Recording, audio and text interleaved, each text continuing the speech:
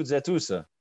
Bonjour. Alors, je ne vous vois pas, mais je suis très heureux de vous retrouver. Je m'appelle Henri Landes, je suis le cofondateur de Landestini. Et pour toutes les personnes qui nous rejoignent sur Facebook aujourd'hui, pour le premier live de Landestini, je vous assure, on a un très, très beau programme.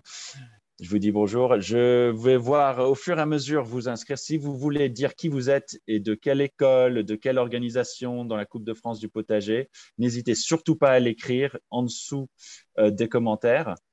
Et je vais procéder à le lancement de ce premier live de la Coupe de France du potager. C'est un plaisir de vous retrouver. Fanny Agostini, moi-même, Nelsina da Silva, Claire Garnier de l'équipe Landestini, Coupe de France du potager. On est là à votre disposition pour échanger dès ce premier live Facebook pour vous accompagner tout au long du concours. Alors, je vais répondre aux questions que vous avez posées sur l'organisation du concours dans un troisième temps aujourd'hui, parce que nous avons deux autres choses à faire ensemble aujourd'hui. La première, c'est de vous présenter notre ambassadrice de la Coupe de France de potager, championne du monde de ski, spécialisée dans le ski acrobatique. Alors, je ne sais pas s'il y en a d'autres dans le ski acrobatique. Si c'est le cas, merci de le dire sur le live Facebook. Écrivez, je suis aussi champion du monde ou champion, ou j'adore le ski acrobatique. Comme ça va permettre à notre chère ambassadrice Perrine Lafont de réagir quand on va l'interviewer. Vous la voyez, elle est avec nous. Nous sommes vraiment touchés par la mobilisation de sportifs de haut niveau en faveur de Landestini, en faveur de la jeunesse, en faveur de l'environnement et du développement durable. Précisément, la Coupe de France du potager, c'est un projet pour valoriser l'entretien, la création, l'inspiration par les potagers dans les établissements scolaires, dans les associations, dans les structures de jeunesse partout en France. Et Perrine Lafont fait partie des sportifs de haut niveau qui souhaitaient souscrire à cette démarche, soutenir ce projet en faveur de la jeunesse. Et nous en sommes très reconnaissants. Et elle est avec nous aujourd'hui pour parler de cette Coupe de France du potager, mais surtout aussi de nous dire pourquoi elle, en tant que sportive de haut niveau, de très haut niveau, tient à s'engager en faveur de l'environnement, en faveur de la biodiversité, en faveur de l'éducation des jeunes. Ce sera notre premier échange d'aujourd'hui. Nous avons ensuite une très, très belle séquence avec, vous le voyez, je ne sais pas s'il est au-dessus de moi dans les cases, ça c'est la beauté de Zoom, on ne sait pas où est chacun sur les écrans de chacun, mais Laurent Rohr, il est avec nous aujourd'hui, il est directeur de la ferme urbaine de Clermont-Ferrand. Il est aussi, il écrit des romans, je le dis tout de suite parce que parfois on l'oublie, mais c'est quelqu'un de très littéraire, très, très brillant, mais aussi qui passe ses journées les mains dans la terre à fabriquer un magnifique potager, lui-même, une ferme urbaine à Clermont-Ferrand, spécialiste de la permaculture, de l'agroécologie, de l'agriculture bio, diplômé d'un BPREA, pour ceux qui s'intéressent au diplôme dans l'agriculture. Et c'est lui qui va échanger avec vous ensuite sur vos questions précises sur comment mettre en place votre potager. Alors, après cela, je répondrai aux questions concernant les lots, l'organisation du concours. On est très heureux de faire ce premier live avec vous. Et s'il n'y a pas d'autres, je vais regarder très vite, hein, ne soyez pas choqués, je regarde de temps en temps vos commentaires en même temps. S'il y a des oppositions à ce programme que vous avez fait. Premier commentaire, Jérôme Lachaze. Merci Jérôme d'être avec nous, un ami de Landestini aussi. C'est quelqu'un de très, très engagé sur les questions de sport et de développement durable. On dirait que c'est en vogue en ce moment, mais c'est plus qu'une mode, c'est quelque chose de fondamental, comment le sport peut s'engager en faveur de l'écologie. C'est quelque chose qui est lié aussi à l'éducation. Pourquoi? Parce qu'on parle souvent des jeunes. Vous avez une influence très, très forte sur les jeunes. Et c'est comme ça que je vais poser la première question à Perrine, mais pas précisément encore sur l'écologie. Perrine, comment ça va et comment se passe un petit peu la saison en ce moment? Période Covid-19, le ski, qu'est-ce qu'on fait? Mais d'abord, bonjour à tous. Merci de me recevoir sur ce live. C'est pour moi une grande fierté d'être ici aujourd'hui. Et pour la petite question ski, c'est vrai que tout est un petit peu chamboulé. On a pas mal de compétitions qui se sont annulées. On a fait un petit stage à l'Alpe d'Huez durant les 15 derniers jours. Donc, c'est déjà cool qu'on ait pu s'entraîner en France. Et là, normalement, on devrait partir aux États-Unis pour la prochaine Coupe du Monde ce week-end. Enfin, la semaine prochaine et on part ce week-end. Mais tout est un peu chamboulé, mais écoutez, on s'adapte, hein. Oui, on s'adapte. Alors, tu es de l'Ariège. Tu as grandi un petit peu dans différents endroits. Tu t'entraînes où? aujourd'hui? Principalement, notre base, elle est à Albertville, donc Hmm. en Savoie. Et après, ben, quand on est sur les skis, on est principalement à Tignes, ou ben, là, on est, comme je l'ai dit, on était à l'Alpe d'Huez. Mais après, c'est vrai qu'on bouge quand même beaucoup en fonction des saisons. Si c'est l'été, ben, on va aller skier en Australie pour retrouver la neige ou plein de choses comme ça, quoi. Oui. Et quand est-ce que ça, tu as, d'une certaine manière, tu as eu cette sensibilité sur l'environnement, sur le climat? Parce que c'est quelque chose qui te touche depuis plusieurs années maintenant. Oui, alors c'est vrai que moi j'ai toujours été sensibilisée de par l'éducation que j'ai eue. En fait, mes parents étaient des grands sportifs, mais surtout grands sportifs en milieu extérieur. Donc on faisait de l'escalade, de la randonnée, du VTT, du ski. On a toujours fait plein de choses. Donc j'ai toujours été en contact direct avec la nature. Et dès très jeune aussi, ils m'ont sensibilisée bah, par les choses banales de la vie, au tri sélectif, à essayer de ne pas faire trop de déchets au compost, ce genre de choses. Et donc, c'est vrai que je l'ai eu dans mon éducation. Et après, je pense que le vrai déclic que j'ai eu au niveau de l'écologie, c'est quand, il y a à peu près 2 3 ans, tous les étés, en fait, on va skier sur le glacier de Tignes. Et c'est vrai que bah, avec le réchauffement climatique, on voit le glacier fondre à vue d'œil. Et c'est vrai que ça m'a choquée, ça m'a fait mal au cœur. Et c'est là que je me suis dit, OK, il faut faire quelque chose pour peut-être qu'on n'arrivera pas à l'arrêter, mais au moins aider et améliorer les choses un petit peu parce que c'est terrible l'impact que ça a sur nos montagnes, sur notre vie en quotidien. Et voilà, j'avais envie de m'investir dans ce sujet-là, quoi, en tout cas. Et c'est en ce sens que tu organises un événement de sensibilisation des jeunes. Je crois que c'est dans les Pyrénées, si je ne me trompe pas. Et c'est fin mars cette année, c'est la deuxième édition. Enfin, on espère que c'est fin mars cette année. Oui, voilà, exactement. Alors en fait, on fait un petit événement où ben, moi, avec les jeunes, je leur transmets ma passion du ski, mais j'avais envie de leur transmettre aussi cette sensibilisation au niveau de l'écologie, parce que pour moi, c'est dès le plus jeune âge qu'en fait, on prend les bonnes manières, comme moi, je l'ai eu avec mes parents. Et je me suis dit, ben, à travers de cet événement, c'est une super opportunité de pouvoir sensibiliser les jeunes directement à l'écologie. Et donc voilà, ce sera normalement, enfin, on croise les doigts au mois de mars cette année pour bah, voilà, discuter autour de l'écologie, les sensibiliser, voir eux leur vision aussi qu'ils ont de ce qu'ils ont déjà appris à l'école ou même à la maison et pouvoir voilà, travailler ensemble pour avancer tout simplement. Est-ce que d'autres skieuses ou skieurs autour de toi parlent de ces sujets avec toi? Tu arrives à de temps en temps les embarquer sur une opération? Est-ce que c'est tabou? Alors c'est vrai qu'on y est tous sensibilisés quand même parce que bah, nous en tant que skieurs, je pense qu'on est enfin les premiers impactés avec le manque de neige en station, donc tout le monde y est sensibilisé. Après c'est vrai que bah, tout le monde n'a pas fait les... euh, en tout cas, j'essaye de les embarquer dans ce projet-là et l'événement que je fais, donc il vient de commencer, et ce serait eux aussi, ben, voilà, peut-être les amener sur ce projet, mais enfin, on voit quand même beaucoup de sportifs qui s'engagent sur cette cause-là. Au niveau du ski, on voit Chloé Trespech qui fait du snowboard cross, surtout aussi chez les athlètes d'été. Notamment au niveau des surfeurs, on voit Pauline Nadeau, on voit Justine Dupont qui essaye de sensibiliser les jeunes en genre ramassant les déchets sur la plage. Et c'est vrai que je pense que nous, en tant que sportifs, on a un vrai discours au niveau des médias, mais aussi au niveau des jeunes. On les inspire, on arrive parfois bah, à les sensibiliser à certaines causes. Et je pense qu'il faut qu'on se serve de justement l'aura qu'on a pour bah, s'en servir à voilà, avoir un impact au niveau des prochaines générations, quoi. Oui. N'hésitez surtout pas, si vous avez des questions pour Perrine, à les poser sur Facebook. Ils me sont relayés, je les regarderai, je vérifierai qu'on les pose à Perrine. Justement, Perrine, est-ce que tu as eu je sais pas, des retours parfois de jeunes qui t'ont vraiment inspiré? J'imagine que oui, mais peut-être si tu as une anecdote d'une fois où il y a un jeune qui t'a dit quelque chose qui t'a particulièrement motivé, pas besoin d'être en lien avec le développement durable, mais des moments vraiment où tu as vu que bah, non seulement je peux avoir un rôle d'influence auprès de la jeunesse, mais elle aussi, elle m'inspire. Euh, alors j'en ai eu plein, vraiment, vraiment beaucoup, surtout après ma médaille à Pyeongchang. le nombre d'enfants et même d'adultes et même de personnes âgées qui m'ont dit, mais vous m'avez fait pleurer devant ma télé.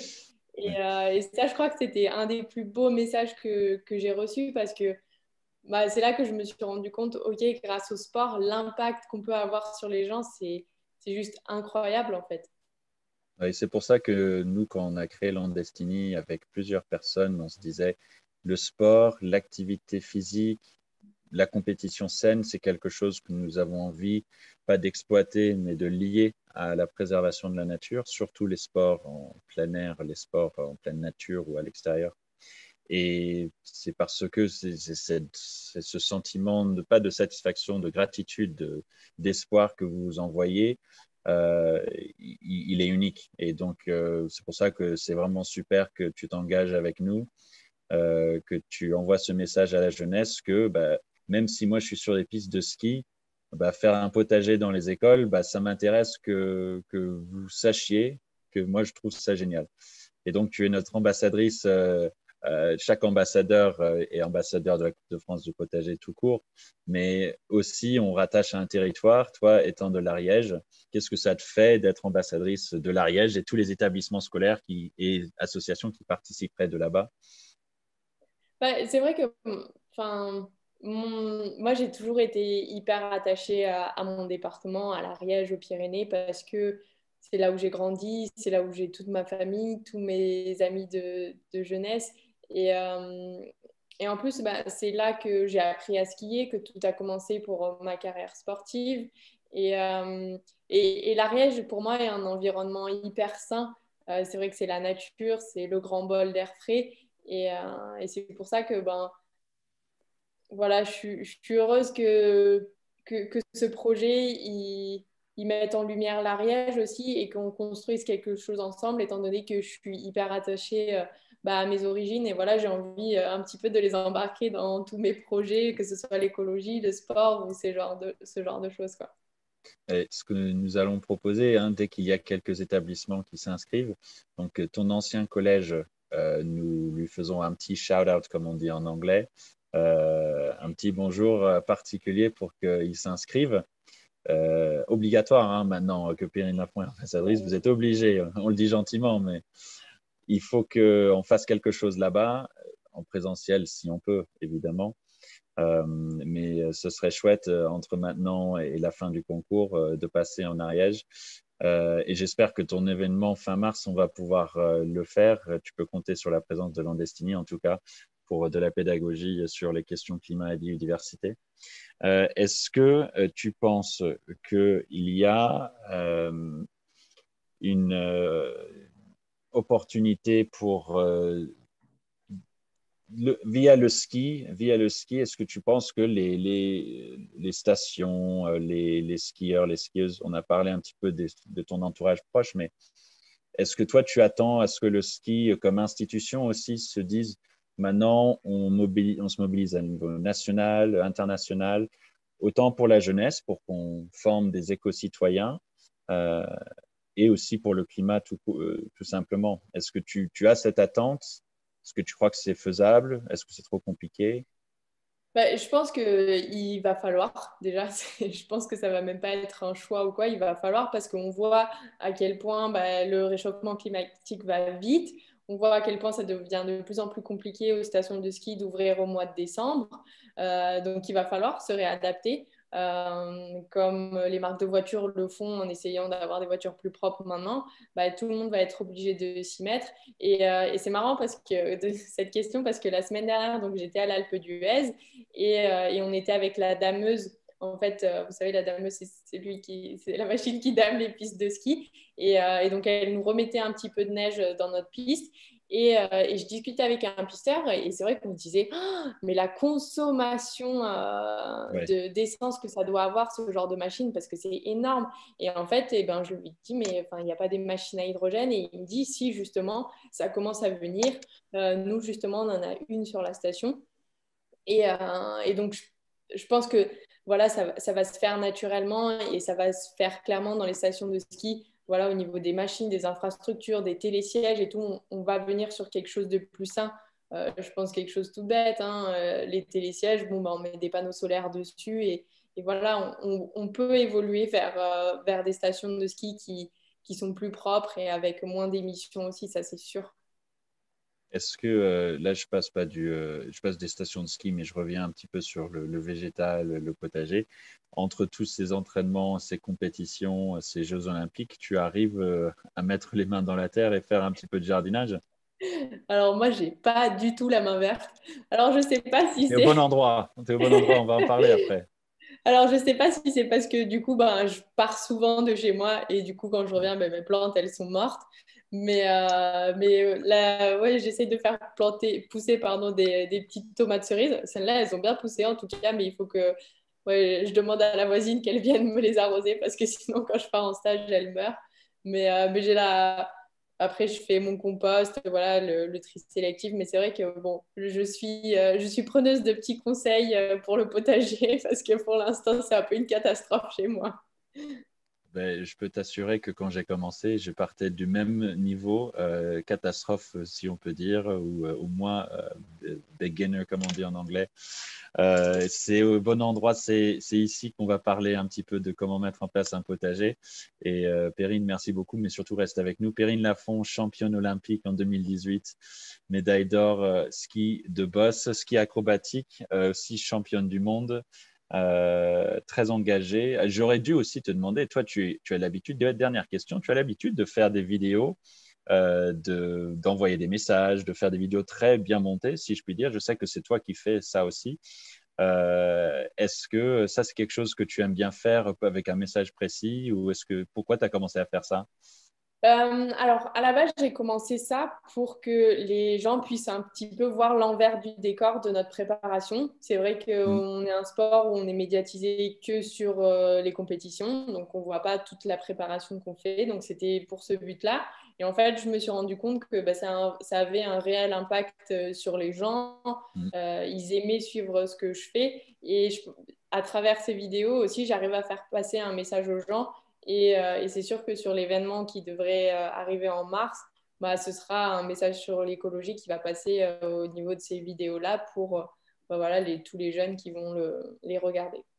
Ouais, mais c'est une bonne initiative, surtout si on arrive en plus à maîtriser la pollution digitale et tout ça, qui est un vrai sujet pour nous, puisqu'on fait nous, on fait beaucoup de télétravail, énormément de vidéos, donc ça, c'est un vrai sujet. Et j'ai une question posée. Merci Jérôme Lachaze pour ça. Merci Jérôme. Serait-elle prête, Perrine, et tu la salues chaleureusement d'ailleurs, à compenser tes émissions de CO2, de tes émissions carbone liées au transport en tant que sportive? Et si tu as envie d'ailleurs, il se propose de discuter de ça avec toi parce qu'il travaille sur la compensation carbone avec les sportifs. Je sais que Et c'est ben pas un sujet fait.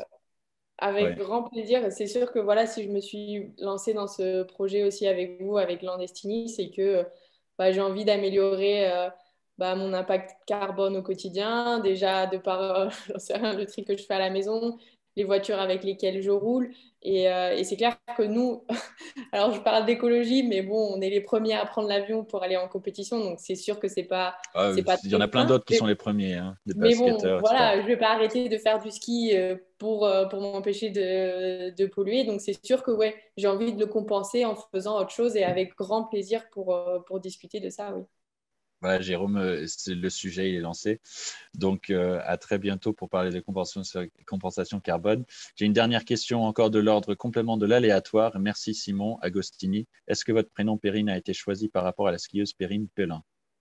Non, non, non, je pense pas. Ça a été plus Périne Pyrénées. Ah, ok. Je viens Ah oui, non, mais c'est bon à savoir. ah C'est bon à ouais. savoir. Perrine, reste avec nous parce que si tu dis que tu n'as pas la main verte, il faut que tu poses des questions à Laurent pour qu'on apprenne à mettre en place un potager. Alors, je refais un petit mot de contexte. C'est le plaisir qui est le nôtre, mais surtout notre responsabilité que nous nous sommes donnée en lançant la Coupe de France du potager, d'être vraiment à disposition des équipes participantes. Les équipes étant des établissements scolaires, école maternelle, école primaire, collège, lycée, et associations, éducation populaire, associations tout court, tout large, entre guillemets, et structures jeunesse, centres de loisirs, etc.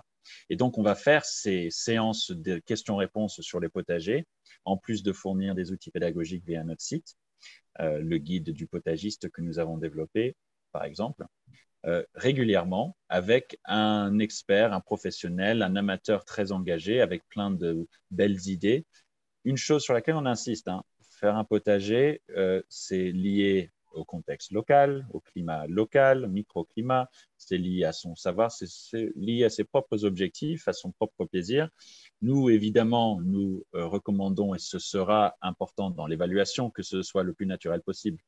Nous sommes d'accord, nous sommes dans une démarche d'agroécologie, de permaculture, d'agriculture durable, de faire en sorte que le potager soit le meilleur outil à la fois pour lutter et adapter au changement climatique, pour régénérer de la biodiversité, pour lier les personnes entre elles, créer du lien social, pour améliorer sa santé, pour avoir une option d'alimentation saine et locale, même si ce n'est pas le potager qui va nourrir toute la communauté autour. Il peut aussi apporter des fruits et des légumes, surtout des légumes. Mais en tout cas, c'est pour dire que si vous utilisez beaucoup de produits phytosanitaires et vous retournez la terre de manière violente, et bien évidemment, vous n'allez probablement pas avoir un score très, très élevé dans la Coupe de France du potager. D'ailleurs, nous engageons les personnes qui participent à faire ça de manière naturelle. Ceci dit, tout le monde a ses différentes méthodes et c'est ça la richesse de tout cela. C'est pour ça qu'on a créé notre groupe Facebook aussi sur la Coupe de France du potager pour que vous puissiez échanger entre vous, tous les participants. L'entraide est au cœur de cette Coupe de France du potager. Elle n'est pas, c'est pas une compétition rude dans le sens où il faut être confidentiel sur ce qu'on fait. Au contraire, nous n'allons pas comparer les potagers entre les uns et les autres. Nous allons surtout les évaluer dans leur contexte et surtout la démarche de chacun. Donc, on vous rassure là-dessus, et ça répond d'ailleurs à une des questions qui a été posée. Les potagers vont être évalués, d'ailleurs, vous allez vous-même vous auto-évaluer dans un premier temps, grâce à la démarche que vous menez et pas par le plus de légumes produits par chacun. Avec ce mot d'introduction, j'ai le grand plaisir de donner la parole à Laurent. Laurent qui va répondre aux questions que vous avez posées dans le grand tableau Excel que nous vous avons envoyé. On en a une bonne dizaine et il les a un peu regroupés. Il va être aussi précis que général que vous le souhaitez parce que vous pouvez toujours réagir sur Facebook, n'hésitez surtout pas. Laurent, je te donne la main. On a jusqu'à 15h30. Encore une fois, merci à Perrine. La chance que nous avons qu'elle soit porte-parole de cette initiative. Et surtout, Perrine, si tu veux interrompre Laurent pour lui poser une question ou pour lui demander de préciser quelque chose, n'hésite pas. Et c'est la même chose pour tout le monde qui écoute. Laurent, c'est toi qui as la main. Oui. Merci à toi. Eh ben, bonjour à tous. Moi, je suis prêt à répondre à vos questions. Voilà. Tout à fait. Est-ce que tu veux, Laurent, que je pose les premières questions ou tu veux les prendre directement du tableau? J'aime autant que c'est toujours un plaisir de parler avec toi, Henri. Donc, si c'est je commence alors. Quel serait le matériel de jardinage qu'il faudrait avoir de base pour travailler avec les élèves, entre parenthèses, afin que l'on puisse prévoir des achats ou faire des demandes auprès du conseil départemental ou la mairie? Et comment faire en sorte d'avoir des équipements pour les élèves afin qu'ils ne se salissent pas, de plus en fonction des protocoles sanitaires du moment? Ça, il y a plusieurs questions en une, donc prends ton temps, Laurent, bien sûr. Alors, effectivement, il y a plusieurs questions en une. Et alors, il faut bien voir qu'il existe du matériel adapté pour les enfants, des petits piochons, des petits râteaux. Alors, ça, c'est vraiment pour les enfants en bas âge. Et c'est quelque chose qui peut être un outil de précision, mais il ne faut pas se leurrer, ça tient aussi quand même un peu du gadget. Il y a des moments où on a besoin de vrais outils. Donc, à partir du moment où les activités sont encadrées, alors la première chose, moi, ce que je conseille, c'est que les enfants aient des gants, et des gants adaptés. Donc, là, il ne s'agit pas de gants de ski, Perrine, parce qu'il faut que ce soit des gants qui soient très à la fois fins pour qu'on puisse sentir ce qu'on fait. Mais, ouais, effectivement, les moufles, avec des moufles de ski, ça va être compliqué. Mais il faut des gants qui soient un peu étanches quand même, parce que le potager, on a tous l'image idyllique, on est au jardin, il fait beau, il fait chaud, ce n'est pas toujours le cas. Et des fois, la terre est bien froide et bien mouillée. Et donc, bon, pour les enfants en bas âge, d'avoir les mains trempées dans des gants trempés, ce n'est pas terrible. Il faut qu'ils soient à l'aise dans leurs gants et avec les protocoles sanitaires en vigueur actuellement, il faut que chacun ait sa paire de gants. Comme ça, il n'y a pas de risque, on n'en parle plus, les gants, c'est réglé. Après, il faut être bien chaussé aussi pour faire du potager. Donc, les bottes, c'est bien, mais les bottes, ce n'est pas forcément très sécure. dans le sens où quand on se prend un coup de râteau sur le pied ou une pelle égarée ou marcher sur quelque chose de pointu, enfin bon, c'est des choses qui peuvent arriver au jardin. Je ne le souhaite pas, mais il vaut mieux prévenir que guérir. Donc l'idéal, c'est d'avoir des chaussures un peu coquées ou des chaussures de sécurité. Alors ça, quand on travaille avec des collectivités, bon, il y a toujours le problème des pointures pour les enfants qui n'est pas toujours très facile à trouver. Mais à partir des tailles, on va dire 37-38 jusqu'à tout ce qui est possible, je pense que certaines collectivités ont des facilités pour faire un achat groupé de chaussures. Et c'est pareil, en termes de pantalons, c'est bien d'avoir quelque chose dans lequel on puisse mettre des genouillères ou un petit renfort au genou, parce que quand on est à quatre pattes par terre, au bout d'un moment, eh ben, ce n'est pas très confortable. Et puis, on peut aussi se faire mal au genou, ce n'est pas terrible. Alors ça, c'est indiquer aux jeunes à chaque fois qu'on va faire du potager de bien venir habiller correctement, quoi. De bien venir habiller correctement, et ça veut dire se protéger du froid, mais aussi être à l'aise dans ses vêtements. Il faut pouvoir bouger. Après, bon, pour le problème des outils, bon, il y a un outil universel qui existe depuis la nuit des temps, c'est la houe. Avec une houe, on fait tout.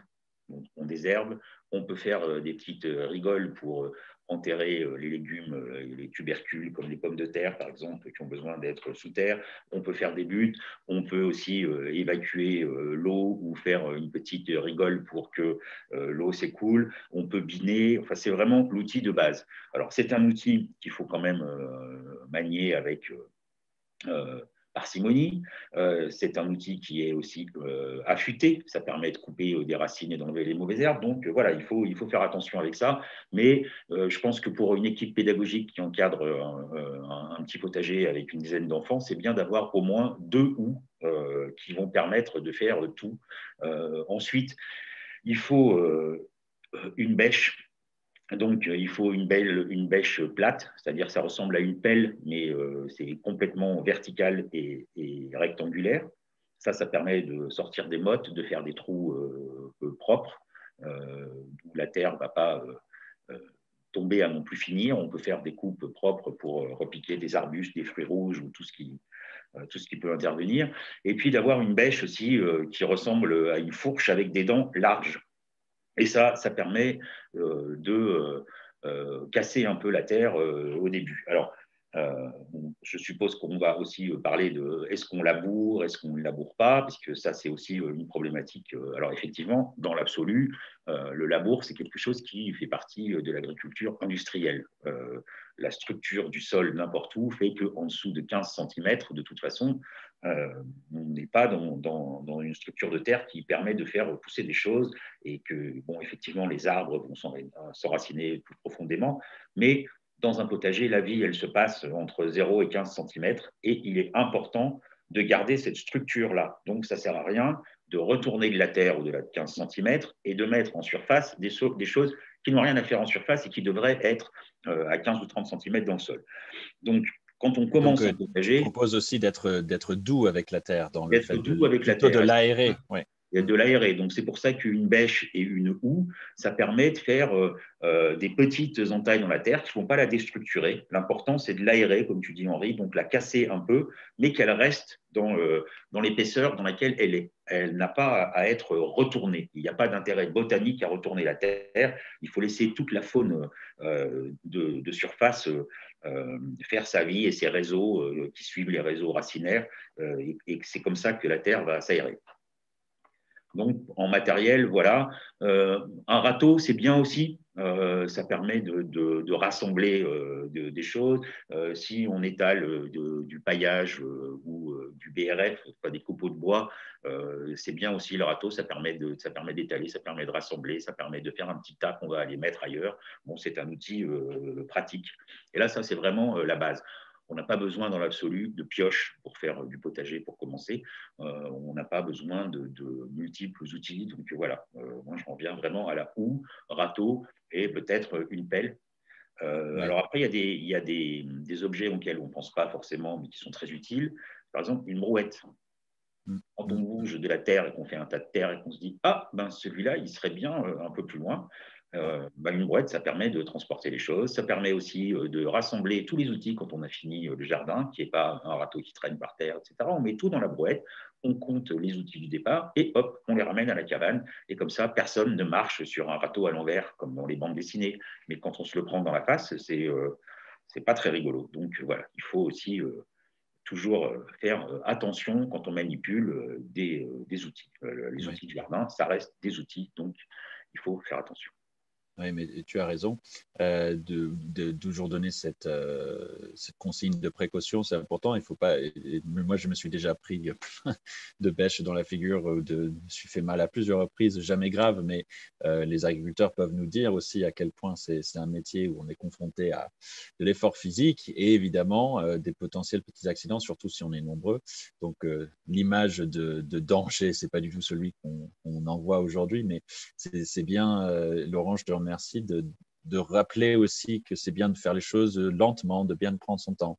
Et tu recommandes aussi peut-être d'avoir 2 de chacun de ces outils ou au moins De 2. chacun de ces Oui, outils pour un groupe d'une dizaine de personnes. De toute oui, façon, voilà, il ne s'agit pas de faire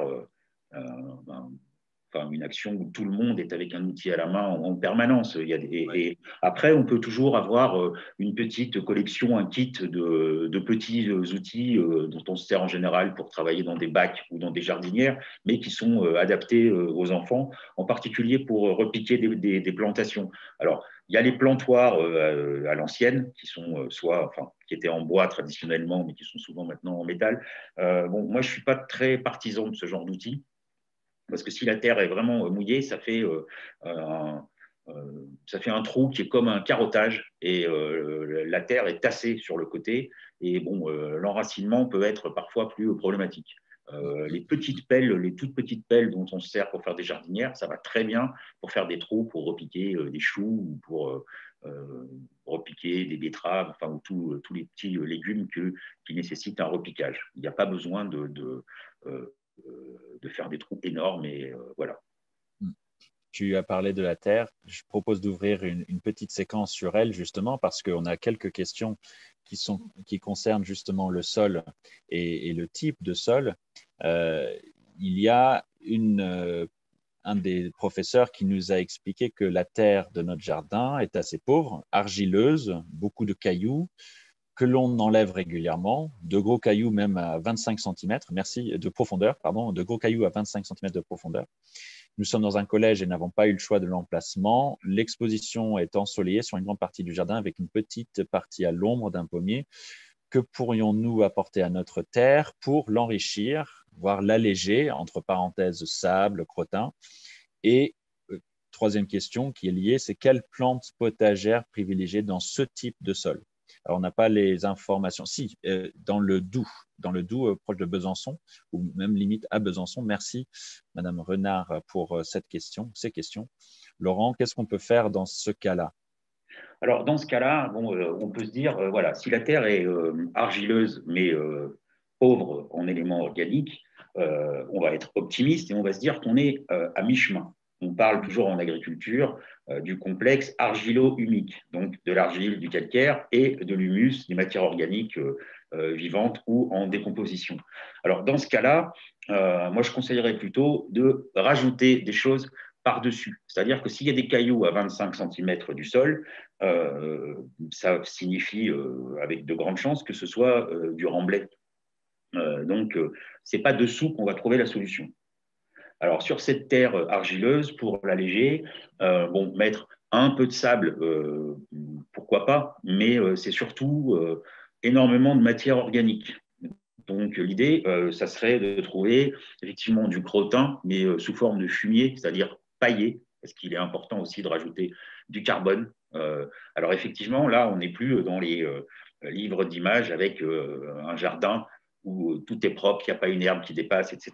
Là, cette paille, elle va servir d'alimentation à toute la faune épigée, c'est-à-dire les vers de terre, tous les petits insectes qui sont juste en surface et qui circulent horizontalement, verticalement. C'est eux qui vont aérer la terre. En fait, il suffit de leur donner à manger et de les faire venir et ils vont aérer la terre et l'alléger.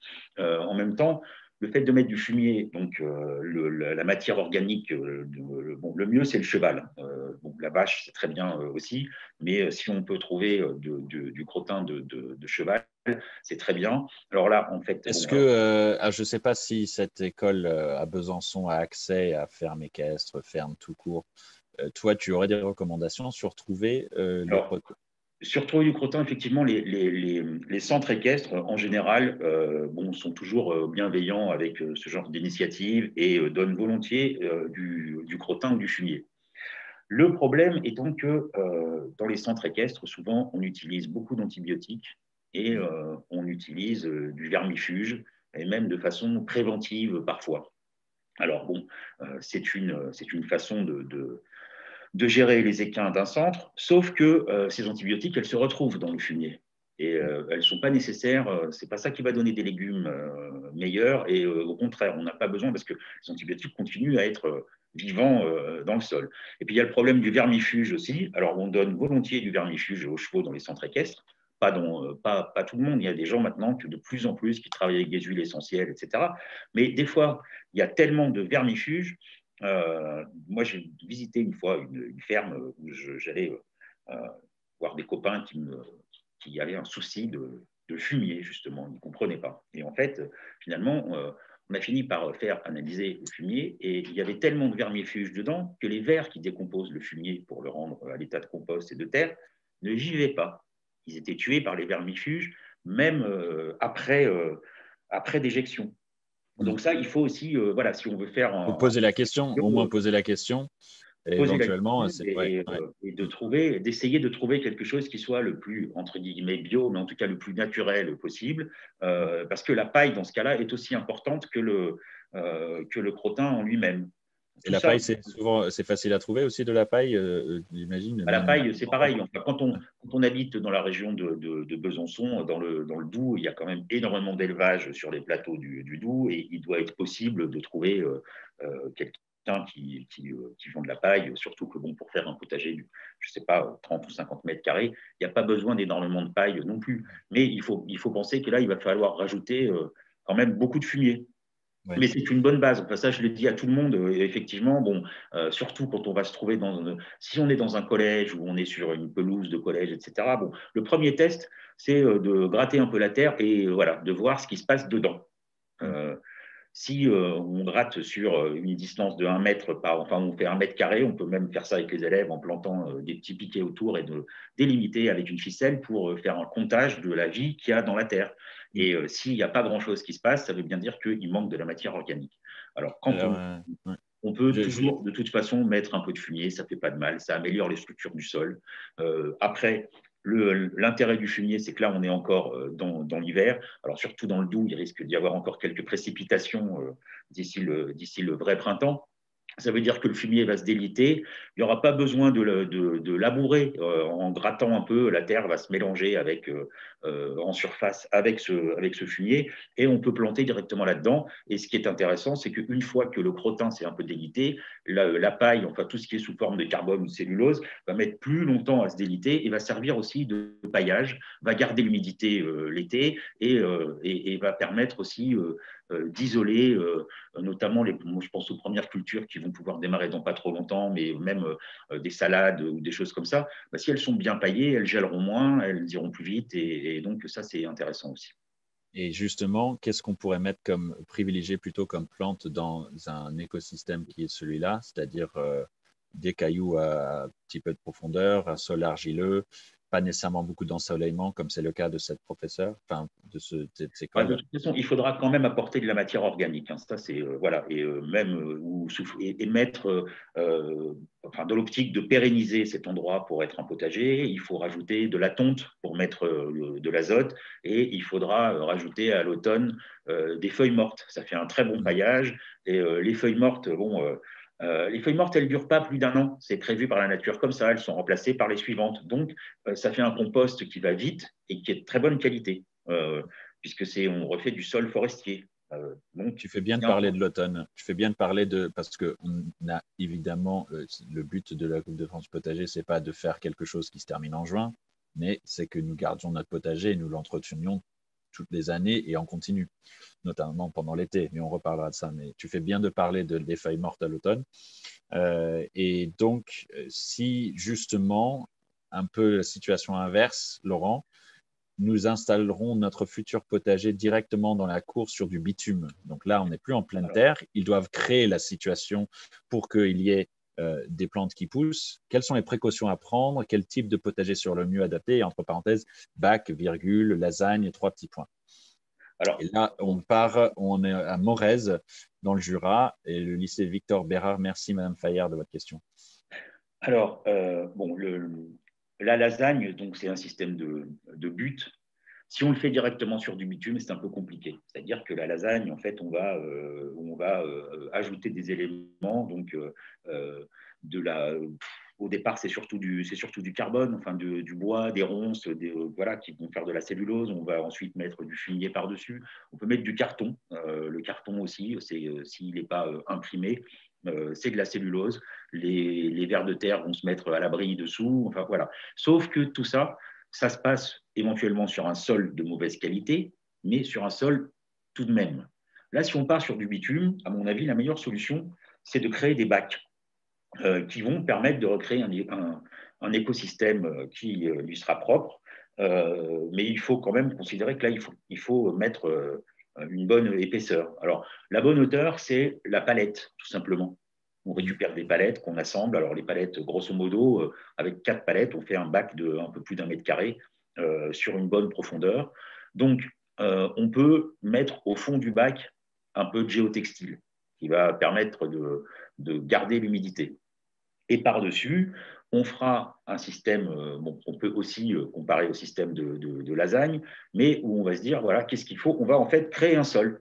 Donc, il faut de la terre végétale, il faut du fumier, de la paille, et puis tout ce qu'on pourra faire. Et puis l'idée aussi, c'est d'organiser un compost avec tous les gens qui participent à la Coupe de France du potager, qui puissent mettre en route un compost, et au fur et à mesure que les choses se délitent, eh bien, on alimente le jardin, on lui donne à manger en fait avec le compost qui s'est transformé. Mais au départ, pour aller plus vite, on peut mettre on peut aussi mettre du terreau. Bon, ça aide aussi. Hein. Enfin, il y a du terreau bio, il y a toutes sortes de possibilités. Mais l'idée, il n'y a pas nécessairement besoin d'acheter, en fait. On peut trouver ça sans parce que avec de la terre végétale qu'on peut trouver un peu à la campagne ou remplir des sacs ou se débrouiller pour trouver un peu de terre qui est un aspect un peu… Bon, plus elle est foncée… Bon, plus elle est foncée, plus elle est riche en matière organique. Plus elle est riche en matière organique. Donc, on essaie de trouver de la terre dans les prés. Là où il y a eu des animaux, c'est encore mieux. Et puis, voilà, un peu de fumier, un peu de paille, on fait des épaisseurs comme ça. Et sur la dernière, sur la partie aérienne, on va dire, de ce bac, on met du terreau qui va tasser tout ce qu'on a posé et qui va permettre au système racinaire des plantes qu'on va mettre en germination là-dedans ou repiquer. Le système racinaire va se développer en surface, d'abord dans le terreau, donc de façon rapide et naturelle. Et puis ensuite, sans difficulté, les racines vont aller dans les feuilles, dans la tonte, dans le fumier qui sera un peu décomposé. Il n'y a pas besoin que ce soit de la terre. Enfin, on fait pousser des tas de choses. Voilà, on peut aussi faire des bacs de différentes densités. Bon, par exemple, si on prend des cucurbitacées, les grosses courges, par exemple les potirons, les grosses courges, donc jusque dans les années 70, dans les fermes en France, bon, moi je vois ma grand-mère faisait comme ça aussi, on prenait des graines de courge et on les balançait directement dans le tas de fumier. Les cucurbitacées, bon, pas les courgettes, hein, mais les grosses courges, par exemple, elles poussent sur du fumier directement. Bon, alors s'il est frais il y a 2 jours, peut-être pas quand même, mais si c'est du fumier qui a 2-3 mois, ça y va tout seul. Il n'y a pas besoin de s'en occuper plus que ça, parce qu'en termes de nutrition, tout va bien, et on peut les laisser courir. Alors, même si on est dans une cour sur du bitume, on peut faire un tas de fumier entre 4 palettes, sur lequel on fera partir 3 ou 4 pieds de courge. Bon, alors, il ne faut pas oublier que les courges, on peut mélanger les courges. La première année, en graines, on aura, si on met des potimarrons à côté de potirons, on aura des potirons et des potimarrons. Sauf que les graines, après, on ne peut pas les réutiliser. Elles se pollinisent un peu, elles se croisent entre elles. Et des fois, ça donne des choses qui sont pas très déjà, enfin, l'aspect n'est pas terrible, mais ça, c'est pas le plus dramatique, mais ça peut être toxique. Des courges, par contre, qui peuvent être très envahissantes et vraiment faire leur vie et empêcher l'ensoleillement et la capture d'eau pour d'autres plantes, parce que nous, on a eu une sorte d'invasion par certaines courges dans notre potager la première année. On avait sous-estimé leur capacité à s'étaler. Ouais. Ça peut faire 15 à 18 mètres de long, un pied de courge. Ouais. Et voilà. Bon. Après, si on le fait courir sur de la terre, à l'abri des grosses feuilles de courge, on peut faire pousser des salades, par exemple, qui vont bénéficier de l'ombre. Laurent, je vais t'interrompre parce que avant qu'elle parte, j'ai une question. On va revenir très vite sur le potager. Enfin, on reste sur le potager, mais on revient sur de l'ordre général et aussi la mobilisation de notre ambassadrice Perrine Lafont. Merci encore d'être avec nous. Nous avons un commentaire ou une question. Est-ce que ce serait possible de faire une vidéo avec Perrine Lafont à destination des enfants pour expliquer l'intérêt et le pourquoi de la Coupe de France du potager? Alors, je réponds très vite pour elle, mais je lui donne la parole. Il ne faut pas qu'on la mobilise trop, Perrine. Elle va être sur les pistes de ski, mais si ça te dit, Perrine, on organise ça. On t'entend pas par contre. J'avais coupé le micro, pardon. Oui, bien sûr, avec grand plaisir. Demandez-moi tout ce que vous voulez. Je le ferai aucun problème. Oui, et tout pour la jeunesse et pour la biodiversité, l'alimentation durable. Mais je vais rester un petit peu encore, je m'en vais pas tout de suite, vous inquiétez pas. Ah bah super, c'est adorable, Perrine. Revenons sur le potager. J'ai une question très précise, marrante. J'ai toujours du mal, Laurent, avec mes poireaux. Alors ça, c'est une phrase que j'avais envie de toujours dire. Comment les faire grossir, les poireaux? J'ai toujours du mal avec les poireaux. On est dans le Nord, à Gravelines. Merci beaucoup à Monsieur Hélard, jardin d'avant, jardin d'enfants. Et partenariat, j'essaie de tout lire. Ah oui, ils sont en partenariat avec des associations locales. Très intéressante comme démarche. Par contre, les poireaux, ça ne marche pas. Alors, les poireaux, c'est super compliqué. Putain. Les poireaux, il faut une terre riche. Donc, les poireaux, il faut, en gros, il faut, je crois, de mémoire, 180 jours de soleil pour avoir des poireaux. Alors, on n'a jamais l'impression que le poireau est une plante qui a besoin de soleil, etc. Mais si. Alors, les poireaux, il faut compter, en vrai, si on veut être sûr que ça marche. Enfin bon, après, moi, je n'ai pas d'autres solutions. Il y en a certainement, hein, mais de ce que je connais, moi, les poireaux, on met 1 an. C'est-à-dire qu'on va semer des poireaux au printemps. Donc, on peut semer des poireaux à la volée dans une caissette et ils vont lever, faire des petites tiges. Et quand ils sont à peu près, on va dire, comme un crayon, là, on les arrache. C'est à peu près fin avril, début mai. Donc, on arrache le fagot de poireaux. Ce fagot de poireaux, on ne va pas le repiquer ni le tremper tout de suite, mais au contraire, on va le mettre par terre, au pied d'un mur, au soleil, et le laisser se dessécher atrocement pendant 2-3 jours. Le poireau va jaunir, etc. On va se dire, oh là là, qu'est-ce que j'ai fait? Eh bien non, c'est à ce moment-là qu'on fait ce qu'on appelle un pralin, donc de la terre un peu riche mélangée à de l'eau, qui va faire une espèce de bouillie. On trempe les poireaux, les petits crayons de poireaux, après les avoir habillés. Alors, habiller un poireau, c'est quoi? C'est le poireau, on coupe le sommet du poireau, on garde juste comme un petit bâton. Tout ce qui commence à faire un peu de la tige qui s'écarte un peu, hop, on coupe les feuilles et les racines. On coupe aussi les racines en brosse, un peu comme ma pauvre coupe de cheveux, comme ça. On coupe en brosse et on laisse juste une petite touffe de racines partir. Comme ça, quand on va le repiquer, ça va le stimuler au niveau racinaire et il va repartir. Alors ensuite, on va lui laisser passer tout l'été, tout l'automne, tout l'hiver. À l'entrée de l'automne, on lui remet une petite coupe et puis on paille avec un peu de fumier un peu décomposé. Et au printemps, ils vont réépaissir et partir et on pourra les ramasser donc le mois de mai de l'année d'après. Là, ça doit marcher. Alors après, bon, dans le nord, il y a aussi sans doute un facteur de luminosité. Bon, ça doit marcher quand même. Enfin, je veux dire, on ne fait pas que des endives non plus. Dans le nord, il y a des très beaux jardins, il y a des très beaux potagers, donc c'est tout à fait possible. Mais il faut bien voir que des fois, les années où il y a un déficit solaire, ce qui peut arriver, le poireau, il va mettre encore plus de temps. Oui. Et je rappelle que la diversité aussi des plantes, c'est ce qui compte, de bien adapter aussi les plantes que nous choisissons au territoire, j'en profite pour insister sur ce point-là.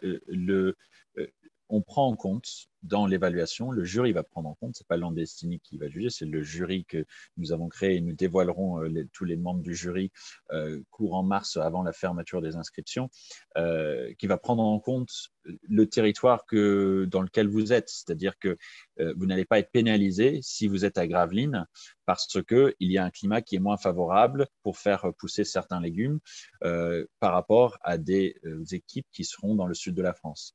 Évidemment, ça va peut-être décaler certaines activités dans le temps, mais il y a toujours quelque chose à faire, quel que soit le territoire. Je peux vous en témoigner en moyenne montagne, ici en Haute-Loire, où nous avons fait notre propre potager. Nous n'avons pas le climat idéal pour faire pousser ce que nous voyons comme les plus fleuris des potagers dans le sud de la France et avec un petit peu moins d'altitude et surtout un petit peu plus de chaleur. Mais nous avons toujours une activité en cours dans notre potager. Comme tu viens de le dire, Laurent, ce n'est pas que des endives qui poussent dans le nord. Est-ce qu'il y a… Je t'en prie. Il n'y a pas de raison. Pas de raison. Alors, quelques questions supplémentaires qui sont venues sur Facebook et je les remercie. Il y a une question sur l'arrosage et le goutte à goutte. Mettre en place un goutte à goutte est-il vu négativement pour le projet? Je vais anticiper en disant non, mais Laurent, je vais te laisser répondre parce que tu as fait ce système-là dans ta propre ferme urbaine. Le goutte à goutte, effectivement, bon, c'est quand même une solution qui est très intéressante parce que c'est régulier. C'est un arrosage qui est au sol et qui fonctionne par capillarité. Donc, on n'utilise pas beaucoup d'eau en permanence. Donc, on diminue fortement le stress hydrique. Ça, il faut y penser aussi parce que si dans les périodes de canicule et que le soir, hop, on arrose directement avec de l'eau qui sort du tuyau, bah, c'est un peu comme si, c'est comme si tu passes tout l'après-midi à 40 degrés le long d'un mur et que le soir, pour te rafraîchir, on te balance un seau d'eau froide sur la tête. C'est pas forcément super agréable. Et les plantes, c'est pareil. Donc, le goutte à goutte, déjà, il y a l'économie d'eau, il y a la régularité. Le sol reste toujours mouillé. Ce n'est pas très compliqué à mettre en place. Il existe aujourd'hui, même encore mieux que le goutte à goutte, il y a du tuyau, ce qu'on appelle du tuyau poreux. C'est un tuyau qui est un peu spongieux.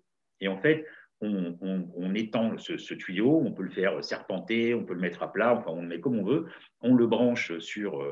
alors le mieux, c'est aussi de prévoir une cuve, une grosse cuve de 1 mètre cube d'eau et de brancher un tuyau là-dessus parce qu'il vaut mieux avoir de l'eau tempérée aussi. Ça, c'est une erreur d'arroser avec l'eau qui sort du robinet, elle est toujours trop froide. Voilà. Puis, il vaut mieux essayer de récupérer de l'eau de pluie qui sera quand même meilleure pour le jardin que l'eau un peu chlorée qu'on a au robinet. Après, ça dépend. En plus d'être un système d'économie d'eau, pas de recyclage d'eau, mais d'usage d'eau de manière sobre en tant que telle. Ah bah oui, oui. Et puis alors c'est pour ça que le goutte à goutte, enfin ou le tuyau poreux, enfin moi je pense que à mon avis c'est la meilleure solution. Et puis c'est surtout que on ne mouille pas par exemple dans les tomates, si on laisse un goutte à goutte comme ça va aller que sur les racines, la terre va rester toujours humide et la tomate elle aime avoir la tête au soleil mais les pieds au frais. Et donc si elle est dans une terre qui reste toujours avec la même hygrométrie, ça va marcher. On n'aura pas le cul noir qui est lié au stress hydrique, donc d'avoir été trop arrosé, puis avoir eu trop soif, etc. Et puis surtout, on va empêcher beaucoup le développement des maladies cryptogamiques sur les feuilles et le mildiou, etc., ou toutes les maladies que peuvent avoir les tomates. Et il y en a beaucoup, parce qu'il ne faut pas oublier que ces maladies, elles restent dans les sols, elles sont présentes quand il y a eu la culture de tomates. Et quoi qu'il arrive, on dit, mais pourtant, j'ai tout fait bien et je chope des maladies quand même. Et l'arrosage, c'est quelque chose qui est aussi un vecteur très important. Donc, arroser au sol de façon régulière en utilisant le moins d'eau possible, c'est merveilleux. C'est ça qu'il faut faire. Merci Laurent. Alors j'en profite parce que nous avons encore une bonne demi-heure d'échange avec vous tous.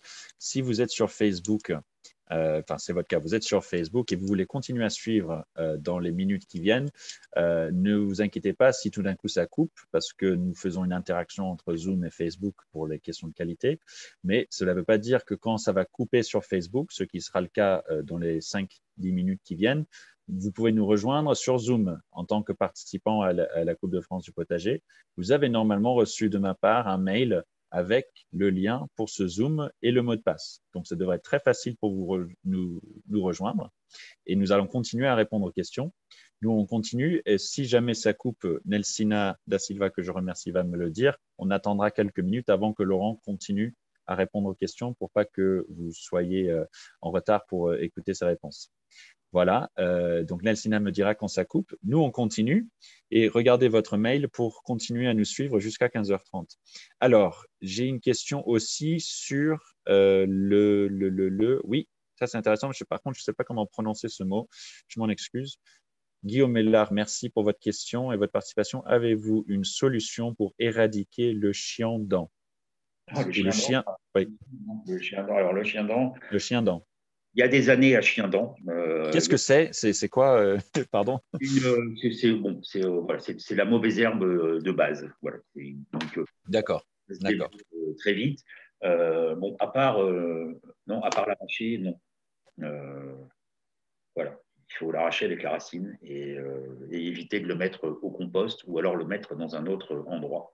Parce que le compost aussi, quand on met des mauvaises herbes fraîches au compost, elles vont se décomposer, certes, mais pas leurs graines, qui seront comme ça bien à l'abri dans le compost. Et quand on met du compost, hop, le premier semis qui va sortir, pas celui qu'on a fait.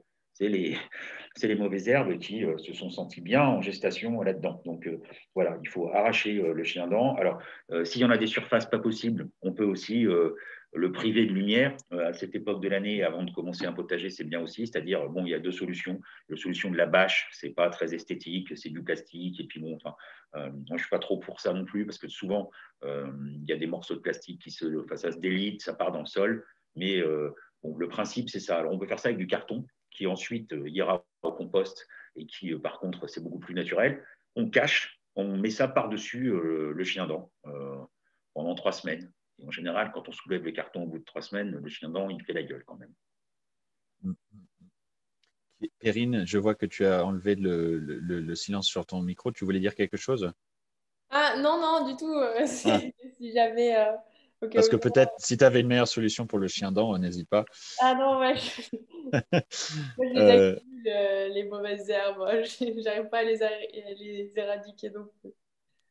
Alors, on continue. Je pense qu'en termes de questions sur le potager, nous avons aussi une qui était sur le système d'arrosage intelligent, mais c'était une sorte de réaction au goutte à goutte. On peut considérer que c'est un système d'arrosage intelligent, ingénieux. Laurent, est-ce que on peut préconiser un autre système un peu intelligent, peut-être automatisé? C'est pas nécessairement si vous le fabriquez vous-même ou si vous nous en procurez, c'est pas mauvais pour la Coupe de France du potager. Mais évidemment, on peut le brancher sur n'importe quoi. Bon, si on a la possibilité, c'est encore mieux. Ce que je disais tout à l'heure, d'acheter une cuve, oui. une cuve de 1 mètre cube. Donc, c'est important qu'elle soit foncée. Les cuves transparentes, l'action du soleil sur les cuves fait qu'il y a une prolifération d'algues rouges systématique dans l'eau. Et bon, c'est pas d'une toxicité, c'est pas ça le problème, mais c'est pas la peine de faire se développer ça dans le jardin aussi. L'idéal, c'est pour ceux qui peuvent ou qui sont à côté d'un bâtiment public ou d'un gros bâtiment, de pouvoir récupérer de l'eau d'une chenot ou d'une gouttière, d'alimenter cette cuve qui sera posée sur des palettes. Et ça permet d'arroser le jardin par gravitation. En fait, et l'eau se renouvelle à chaque orage. C'est de l'eau de pluie, donc c'est ce qu'il y a de mieux pour arroser le jardin. Et effectivement, voilà, c'est aussi, ça permet à tout le monde de se rendre compte ce que c'est que l'eau et comment on l'utilise. Parce que 1000 litres d'eau, ça va vite, même sur un petit jardin.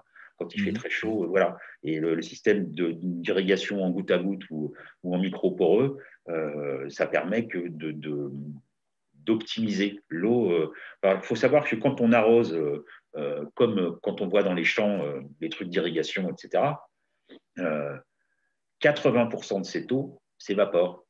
Donc, en fait, ne sert à rien. Et on continue à arroser à cause de l'évaporation, bien évidemment, parce qu'il n'y a pas d'eau dans le sol, mais parce que cette évaporation, dans les maïs notamment, ça fait un système d'étuve.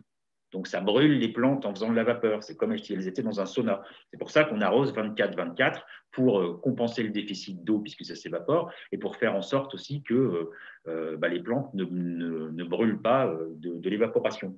Alors, c'est pour ça qu'en utilisant un goutte à goutte, il y a beaucoup moins d'évaporation. C'est par capillarité, on utilise moins d'eau et en plus, c'est beaucoup moins stressant pour le jardin. Alors, bien sûr, il faut pouvoir bricoler un système comme ça, quoi. Laurent, question qui est indirectement liée à l'eau, et je pose la deuxième, comme ça tu en as deux en même temps. L'aquaponie, est-ce que c'est le futur de la culture? Question d'Augustin Couturon, merci. Et question de Pierrette Roch-Bernoux-Huillet, excusez-moi. Comment se débarrasser des liserons? C'est ma mamie. Ah, bah super.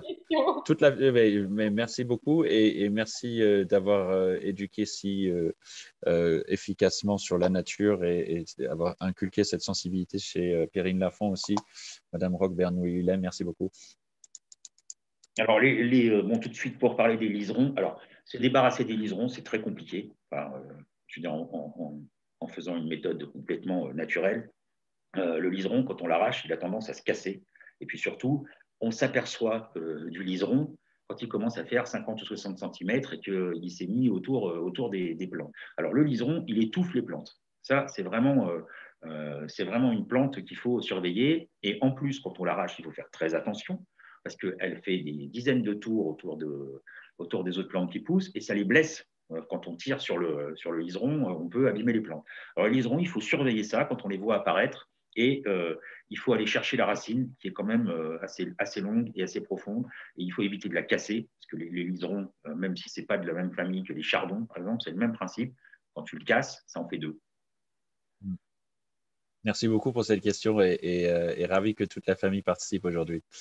Est-ce que l'aquaponie est le futur de la culture, Laurent? Ça, je ne peux pas me prononcer là-dessus. L'aquaponie, oui.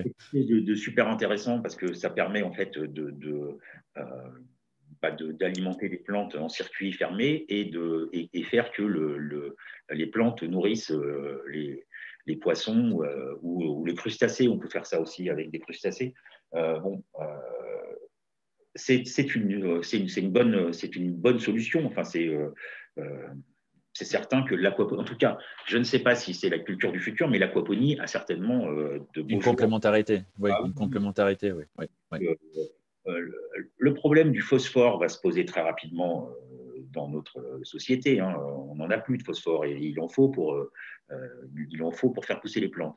Bon, les poissons, c'est plein de phosphore. Donc, effectivement, quand l'aquaponie, où on va récupérer l'eau des poissons chargée en minéraux et en oligo-éléments et qui va être captée par le système racinaire des plantes cultivées en surface et qui vont restituer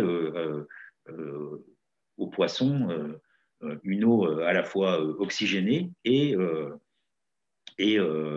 enrichie. Donc, c'est un très bon système. L'aquaponie, c'est quelque chose qui… en même temps, l'aquaponie, finalement, c'est les jardins flottants qu'il y a en Asie. C'est un système qui est très ancien. Enfin, il y a quand même beaucoup d'endroits dans le monde en bordure de rivières ou de deltas où on fait pousser des jardins flottants quoi, qui sont sur l'eau. Donc, c'est ce système-là. Et est-ce que je peux moi-même te poser une question sur l'animal, un animal terrestre et l'interaction avec lui dans le potager, que nous encourageons aussi dans la Coupe de France du potager. Ce n'est pas une obligation, mais certaines équipes ont déjà aussi un poulailler. Il y a une belle interaction entre le poulailler et le potager. Évidemment aussi entre des chèvres et des brebis, mais nous n'allons pas non plus vous encourager à vous engager dans quelque chose de peut-être trop difficile à mettre en place. Mais Laurent, avoir un poulailler aussi avec le potager, ça peut être quelque chose de très bienvenu et gérable. Avec le potager. Alors, par contre, il faut y aller tranquille avec les déjections de poules. Qui sont… Pardon, tu peux répéter, excuse-moi, Laurent? Il faut ajouter, enfin, on peut récupérer les déjections des poules mélangées à de la paille pour enrichir le poulailler, mais il faut faire attention. Il faut bien séparer aussi, on est d'accord. Hein. Il ne faut pas en mettre trop parce que la fiente de poule, c'est quelque chose qui est extrêmement riche en azote, mais c'est presque trop. Donc, il faut le mélanger. Mais par contre, effectivement, les poules font partie intégrante du potager. On peut déjà, si on a la place, faire son potager dans son verger. Les poules elles vont pas aller attaquer les arbres, contrairement aux brebis ou à d'autres animaux. Les poules, elles vont se balader dans le verger et elles vont manger tous les petits vers, tous les petits trucs qui auraient une idée spontanée d'aller manger des pommes plutôt, ou d'aller dans les arbres du verger. Donc les poules, elles protègent et elles enrichissent le sol quand elles sont en parcours comme ça. Alors après, nous, ce qu'on fait à la ferme urbaine de Clermont, c'est au printemps, là, bientôt, dans 3 semaines, un mois, toutes les petites parcelles sur lesquelles on a mis du fumier, on étale le fumier, on le laisse passer l'hiver, que ça pénètre et que ça commence à se déliter. Et ensuite, on met du parc mobile. Donc, du parc mobile, c'est pas du grillage, c'est du filet. Enfin, on trouve une solution pour parquer les poules sur cette parcelle. Et là, on lâche les poules pendant 3-4 jours sur la parcelle. Après, il n'y a plus besoin ni de labourer, ni de faire quoi que ce soit. Elles ont tout cassé les brins de paille, elles ont tourné les trucs, et en fait, elles ont préparé le sol. Elles vont passer leur vie pendant 3 jours à gratter pour trouver des vers en surface. Ce qui va en faire remonter d'autres du sol, puisque la nature a horreur du vide et que ça se renouvelle au fur et à mesure. Et ce qui fait qu'au bout de 3-4 jours, on a une surface avec une terre parfaitement homogène, allégée, aérée. Et on n'a plus qu'à mettre nos petites mottes avec les plants dedans. Oui, et j'insiste néanmoins sur le fait que vaut mieux pas, on recommande fortement de ne pas laisser les poules entrer dans le potager. Par contre, une fois qu'on a fait les semis en plein été, parce que là, elles vont le détruire. Oui, non, ça, les poules, elles vont tout détruire, mais avant, on les met avant, et c'est un bon allié pour faire du jardin. Les poules. Merci beaucoup, Laurent. Je regarde s'il y en a tout. Oui, pardon, Perrine. Ouais, j'aurais une petite question pour Laurent. Par exemple, je pense que ça peut servir aussi aux établissements qui n'ont pas forcément un potager déjà installé, comme on en parlait tout à l'heure, ou pour les gens qui habitent en appartement. Genre, moi, typiquement, j'ai pas de jardin, mais j'aurais de la place pour pouvoir installer quelque chose. Et quelles seraient les plantes ou les légumineux, enfin, peu importe, qui pourraient être facilement cultivées dans une terre qui n'est pas forcément bonne. Qu'est-ce qui pourrait pousser le plus rapidement? Parce que moi, je suis une impatiente et j'aime voir le changement. Genre, je fais pousser de l'amande, ça c'est génial parce que ça pousse vite et ça se renouvelle vite. Donc, qu'est-ce qui pourrait être facile à faire pousser avec peut-être dans une terre un petit peu hostile et avec un entretien pas génial, génial, quoi.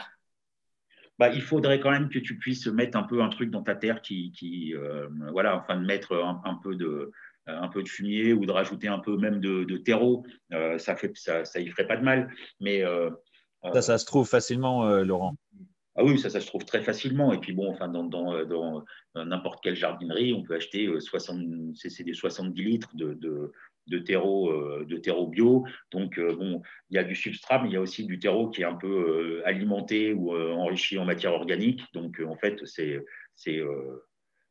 comme si tu avais mis du fumier, mais sauf que là, c'est prêt à l'emploi. Mais si tu as un peu de soleil sur un balcon, des tomates cerises, ça marche très bien. Des aromatiques, ça marche très bien. Tu peux mettre ton basilic avec les tomates. C'est un truc, c'est comme, voilà, il manque plus que la mozzarella, mais en fait, tomate basilic, ça va super bien ensemble. L'odeur du basilic va éloigner des insectes qui viennent sur les tomates. Au milieu de ça, même si tu as un petit bac où tu mets 2 pieds de tomates cerises avec du basilic, tu peux aussi mettre des salades sous les tomates. Elles vont très bien se plaire. Tu peux faire même pousser des patates sur un balcon. Ah ouais. Dans un seau, par exemple, tu prends une patate germée et puis tu la mets dans un seau plein de terreau, et ça fera un pied de patate, mais c'est rigolo. Enfin, il n'y a pas de. On peut faire pousser plein de choses sur un balcon. Puis un balcon, c'est un peu un microclimat à lui tout seul. S'il y a un peu de soleil avec la réverbération, ça marche bien. Alors, les aromatiques, c'est bien parce que tu vas quand même éloigner beaucoup d'insectes qui, en ville, une fois qu'ils ont trouvé un truc qui leur plaît, ils se rameutent tous. Donc, mettre des choses odorantes. Le basilic, c'est bien. Bon, si tu as de l'amande, c'est bien aussi. C'est des choses. Ce qui est vraiment odorant, c'est quand même des choses qui protègent souvent. On peut mettre aussi, Bon, du persil. Alors, le persil, il faut le mettre dans une petite caisse, ça lève très bien. Il faut veiller à ce qu'il soit bien mouillé tout le temps. Et puis, il ne faut pas s'inquiéter. Le persil, des fois, ça met plus d'un mois avant que ça sorte. C'est pas, mais ça vient très bien. Et, bon, et puis, c'est sympa parce que tu te fais une petite salade, machin, tu vas découper un bout de persil sur ton balcon. Et, et Et ça- genre carottes ou des choses comme ça, alors, c'est génial. carottes, tu peux essayer des carottes dans du sable. Du sable, ok. Du sable. Alors, il faut quand même que ce soit un peu profond. Mais genre, tu peux faire ça, tu sais, dans les caisses en plastique qu'on a tous pour ranger du bordel, les petites caisses voilà, en plastique. Là, tu mets du sable avec un peu de terre quand même, parce il faut qu'il y ait il faut qu'il y ait un peu de quoi nourrir les carottes. Mais les carottes, quoi qu'il arrive, c'est compliqué. C'est comme les poireaux dont on parlait tout à l'heure. On imagine en se disant, bah voilà, les poireaux, les carottes, ben voilà, il suffit de. Non, non, mais c'est assez compliqué. Et à la limite, peut-être que dans un bac avec du sable, tu réussiras mieux à faire des carottes que dans un jardin. Parce que la carotte, c'est capricieux. Et puis, bon, ça pousse vers le bas. Donc, dans le sol, s'il y a un petit bout de caillou, un truc pointu, etc., la carotte, elle va soit s'arrêter dessus, soit se découper dessus, soit être tordue. Alors après, à ramasser, c'est rigolo parce qu'on voit des carottes qui ont des formes pas possibles, et voilà. Mais d'un autre côté, souvent, ce qui se passe, c'est que la terre est trop dure, et les carottes, elles descendent un peu, elles font 1 centimètre, puis après elles s'arrêtent, elles épaississent, et puis c'est pas terrible, voilà. Mais je pense que dans une caisse avec du sable et un peu de terre, alors la carotte, on l'enterre pas. Euh, et on peut la mélanger avec des radis, parce que la carotte, les graines, elles sont minuscules. Donc même si on en met très peu au creux de sa main pour les mettre à plat sur la terre, on en met toujours trop. Il y en a de toute façon toujours trop. Donc il faut la mélanger avec des choses qui vont pousser un peu de la même façon, mais plus vite. Donc les radis, c'est très bien. Alors, un conseil que je pourrais te donner ou aux gens qui veulent mettre des carottes comme ça, c'est de prendre du marc de café, de mettre un petit peu, une pincée de son sachet de carottes dans le marc de café et rajouter aussi des radis et de se faire des espèces d'unités comme ça, une petite boule mélangée. Et ensuite, on l'étale en surface. Il faut que ce soit en surface. Les carottes, on les laisse en surface et on les tapote avec une planche ou un truc plat pour que ce soit bien juste tassé. Et il n'y a pas besoin, la graine, quand elle va s'ouvrir, elle va descendre naturellement. Et comme Merci ça, Laurent. Ouais. Merci pour tes conseils. Merci. Alors, je vais me permettre d'utiliser 5-7 minutes avant 15h30 pour répondre aux questions d'ordre organisationnel et évaluation un petit peu administratif sur la Coupe de France du potager. Et je reviendrai ensuite, si on a quelques minutes qui restent, sur une ou deux questions qui ont été posées encore sur Facebook. Mais je tiens à remercier Laurent, les questions, l'énergie de Perrine, la précision aussi de tes réponses, Laurent, c'est vraiment chouette.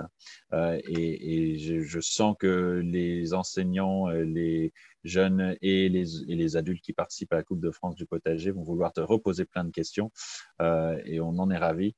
Merci beaucoup de tout ça. Est-ce qu'il y a un sujet pour certains sur le droit à l'image, comme c'est le cas pour Léonard Gilbert qui nous pose la question?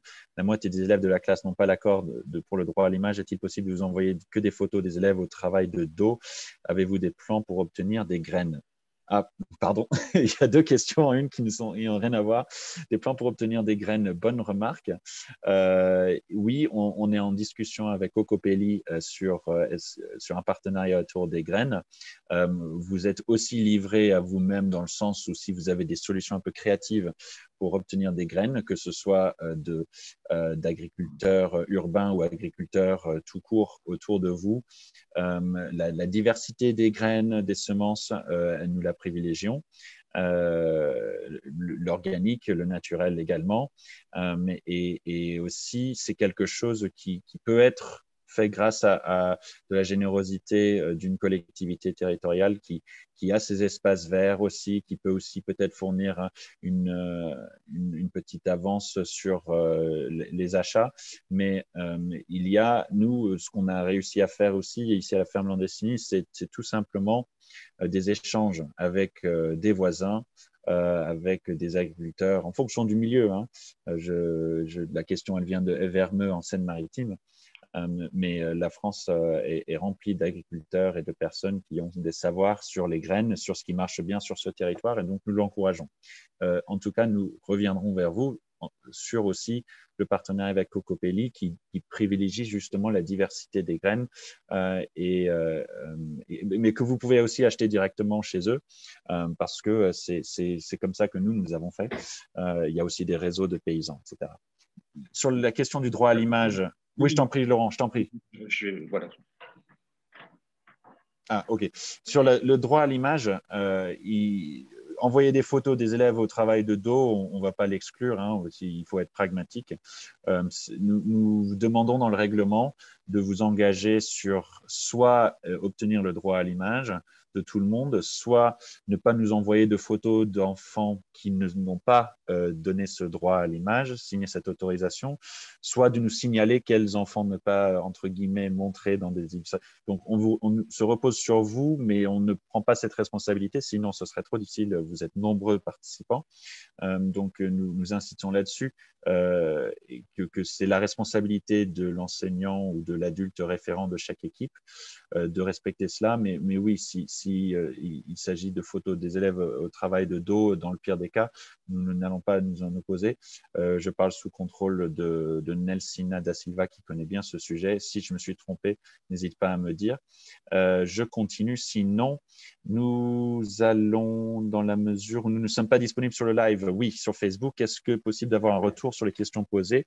Et j'ai eu la question aussi, est-ce qu'on pourra le voir en replay? Absolument. Nous avons enregistré tout ce live. Si je ne me trompe pas, oui, je vois l'enregistrement toujours en cours. Donc, nous allons l'envoyer à tous les participants pour pouvoir vous permettre de l'écouter et de voir les questions et les réponses que vous aurez loupées. Concernant les prix de la Coupe de France du potager, doit-on se concentrer sur un des prix? Par exemple, j'apprends et je partage, ou bien mieux vaut travailler sur les caractéristiques de chaque prix? En général, notre équipe aimerait savoir comment se fait la notation des jardins. Très bonne question. Et c'est important que nous ayons ces questions aussi pour se rendre compte de là où on peut encore affiner la communication. Concentrez-vous sur l'ensemble des prix qui sont des critères. C'est-à-dire que vous avez 7 critères, d'accord?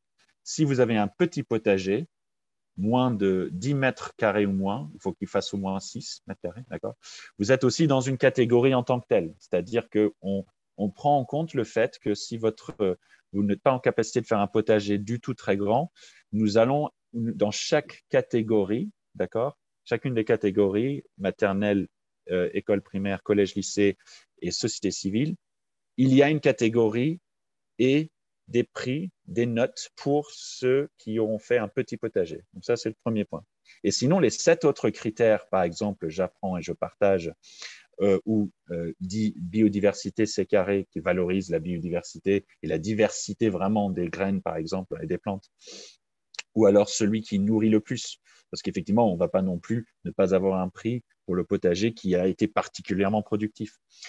Évidemment, cela tenant compte du territoire. Donc, ne vous inquiétez pas encore une fois si, en juin, évidemment, votre potager, dans une altitude très élevée, avec pas beaucoup d'ensoleillement, etc., ou de chaleur, ne produit pas autant que celui-ci. Vous allez être évalué tenant compte de ce territoire. Donc, le jury est très intelligent, entre guillemets, là-dessus.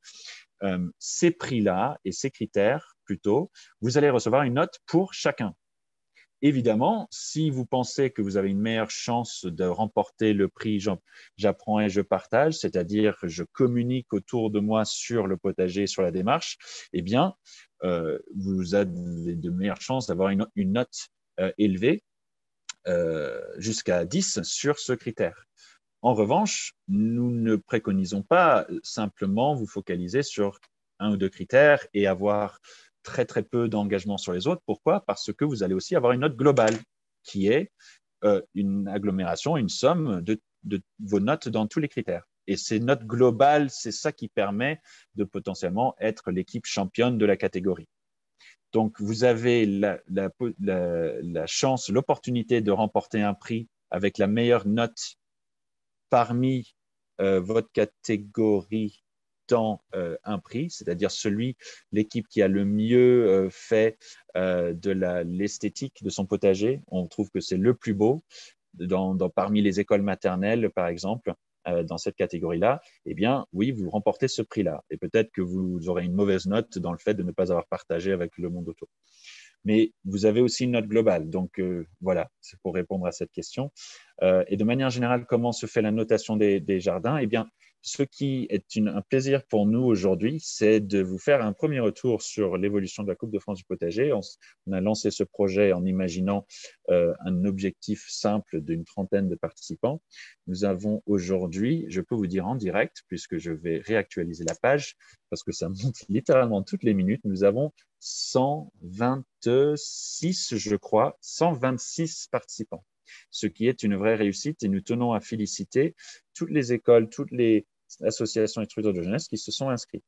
Et nous en sommes ravis. Ce qui veut dire par contre que notre jury, qui sera d'ordre d'une trentaine, quarantaine de personnes, ne va pas peut-être évaluer chaque potager et vos rendus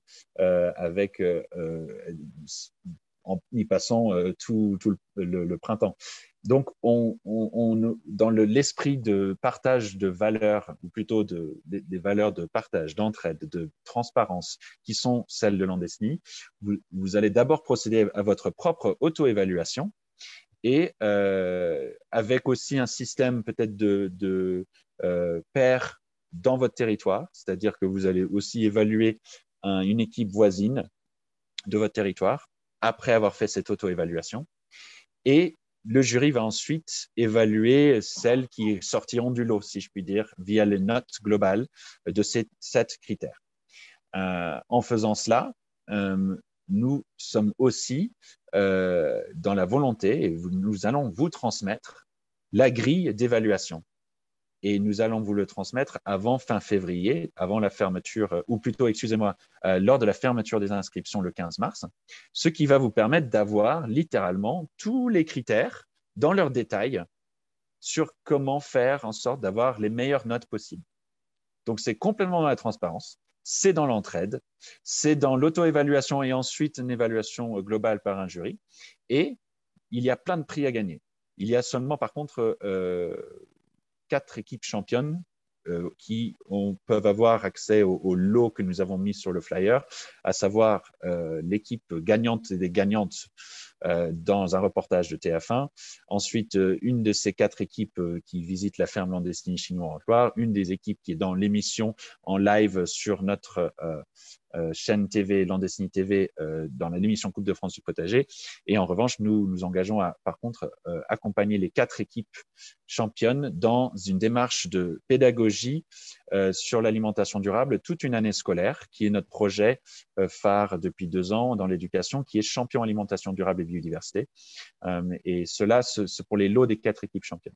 Et un dernier mot sur le jury, c'est que nous allons le dévoiler avant mi-mars.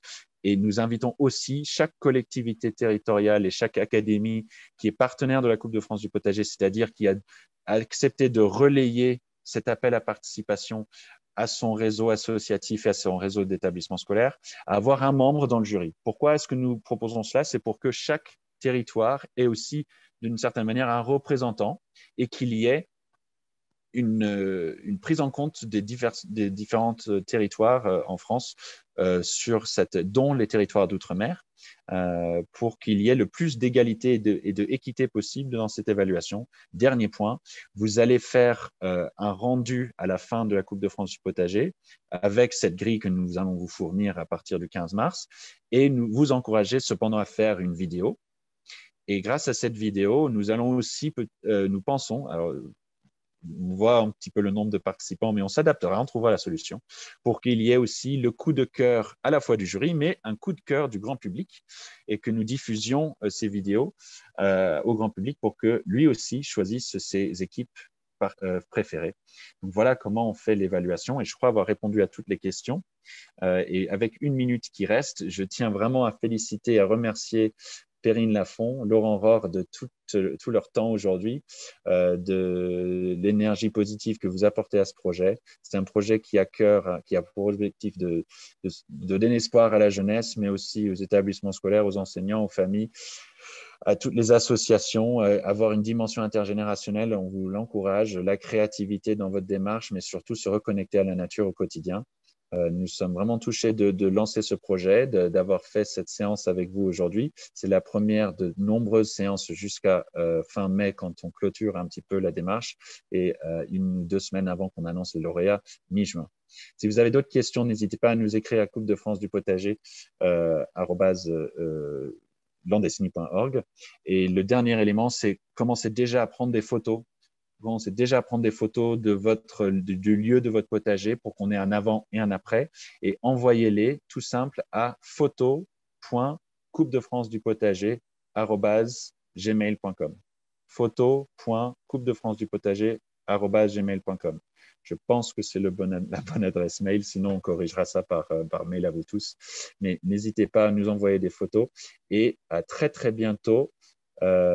Prenez soin de vous dans ce contexte et prenez aussi plaisir à mettre les mains dans la terre. À très bientôt tout le monde et à très bientôt dans le potager.